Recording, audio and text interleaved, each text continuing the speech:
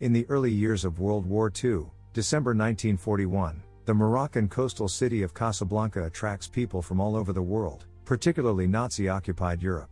Many are transients trying to get out of Europe, a few are just trying to make a buck.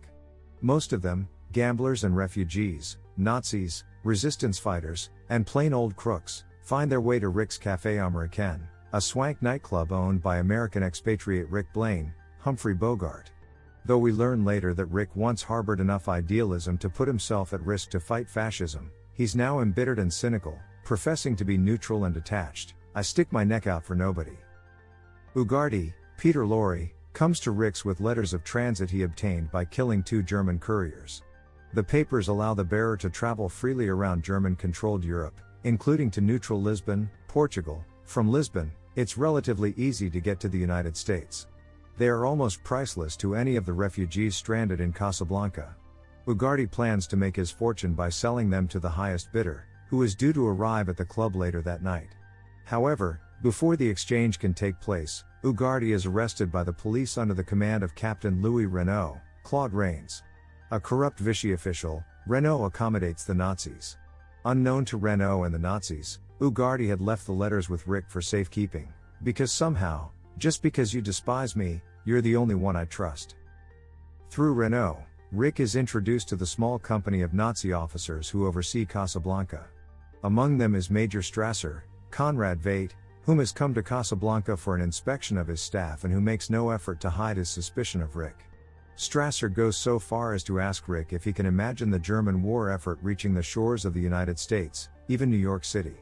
Rick gravely warns him that there are certain sections of New York, Major, that I wouldn't advise you to try to invade. Soon the reason for Rick's bitterness re-enters his life. Ilse Lund, Ingrid Bergman, arrives with her husband Victor Laszlo, Paul Henried, to purchase the letters. Laszlo is a renowned Czech resistance leader who has escaped from a Nazi concentration camp. The letters are their only way to escape to America to continue his work. At the time Ilse first met and fell in love with Rick in Paris, she believed her husband had been killed. When she discovered that he was still alive, she left Rick abruptly without explanation and returned to Laszlo, leaving Rick feeling betrayed. After the club closes, Ilse returns to try to explain, but Rick is drunk and bitterly refuses to listen.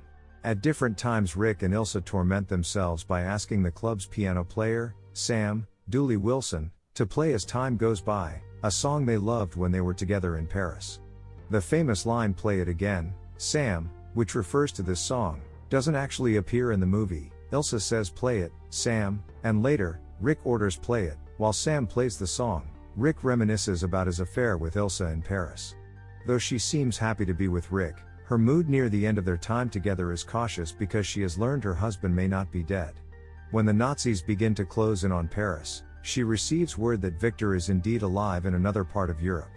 She and Rick had been planning to take a train to southern France to escape the German army's assault. However, on the platform Rick receives a handwritten letter from her. She writes that she can't explain why she's leaving him but she loves him. Rick and Sam leave without her. The next night, Laszlo, suspecting that Rick has the letters, speaks with him privately about obtaining them.